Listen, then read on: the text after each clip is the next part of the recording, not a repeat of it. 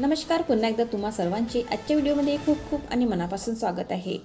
आजच्या व्हिडिओमध्ये आज आपण पाहणार आहोत सरकारचा मोठा निर्णय, पेन्शन होणार दुप्पट, 68.72 लाख पेन्शनधारकांना फायदा, तर 3.0 चा फॉर्म्युला, थेट पेन्शन 90,000। जाणून घ्या याविषयी सविस्तर माहिती। त्यापूर्वी चॅनलला पहिल्यांदाच भेट देत असाल तर व्हिडिओला एक लाईक आणि चॅनलला सबस्क्राईब करायला विसरू नका। चला तर पाहूया याविषयी सविस्तर माहिती। सरकारच्या एका निर्णयानंतर कर्मचाऱ्यांच्या पेन्शनमध्ये मोठी वाढ होणार आहे। फिटमेट फॅक्टर वाढीचे वृत्त समोर येत आहे। फिटमेट फॅक्टर 3.0 पर्यंत वाढल्यास पेन्शन दुप्पट होऊ शकते। सरकारचे लाखो निवृत्त कर्मचारी आणि पेन्शनधारक उत्सुकतेने वाट पाहत आहेत। 2026 मध्ये केवळ पगारच नव्हे तर पेन्शनमध्ये मोठी वाढ होण्याची शक्यता व्यक्त केली जात आहे।